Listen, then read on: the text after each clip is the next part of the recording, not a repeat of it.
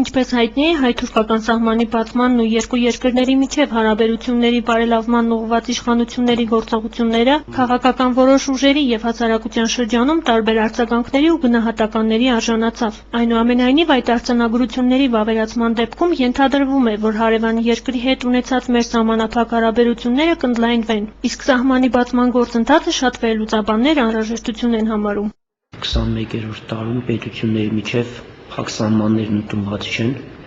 բացի դրանից նմանատիպ պայմաններում, եթե երկար շարունակվի, Հայաստանը փակ սահմաններով փորձի իր զարգացումը ապավել, վաղտե-ուշ մենք կնմանվենք այս տարածաշրջանի կույրաղիկը կդառնանք բոլոր ծրագրերից դուրս մղվելով, դրա համար սահմանի բացումը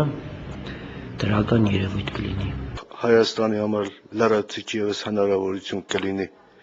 ելք ունենալ այլ ալտերնատիվ ճանապարհով վրաստական ճանապարհից զատ նաև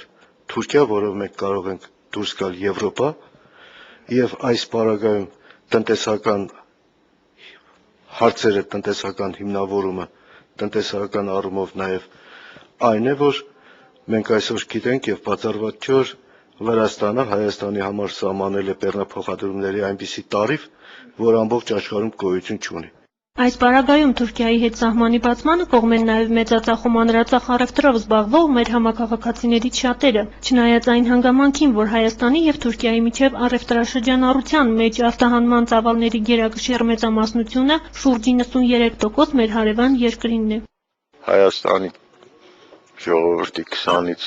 երևի 30%-ը Թուրքիայից ապրանքներ կբերեն վաճառելու, իսկ եթե դրանք գնան ավտոբուսներով, բանով, հետո գնացնելուց բացի ավելի էժան կլինի երևի ամեն ինչը։ Ապրանք ավելի երևի էժանանա, քան հիմա պայմաններում։ Ժամանակը կորոշի, պետք է ապրես տեսնես, կշահենք, թե կտուժենք։ Իսկ ընդհանուր առմամբ խոսելով արձանագրություններում առկա դրույթների մասին, մասնագետները նշում են, որ մտահոգիչ կետեր այնտեղ կան։ Դրանցից մեկն այն է, որ Թուրքիան կարող է արևմուտքին եւ Եվրամիության, Եվրախորհուրդ, Միացյալ Նահանգներ սահմանների բացում ներկայացնել իր կողմից որպես զիջում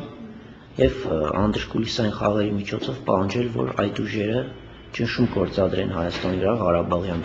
խնդրում ինչ-որ զիջումների։ Չեմ կարող ասել, թե այդ հուշագրերի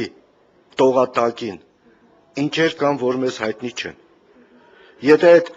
հարաբերությունները իրոք անկեղծ հարաբերություններ են, ինչպես այսօր ցույց է տրվում, եւ դրանց տողատակին որևէ բան չկա, ես վտանգ չեմ տեսնում։ Բայց եթե այդ հարաբերությունները, ինչպես թուրքական մամուլն է գրում կամ Թուրքիայի վարչապետ Էրդողանն էր վերջերս ելույթ ունենալու ասել, որ Ադրբեջանը այդ հարաբերություններից միայն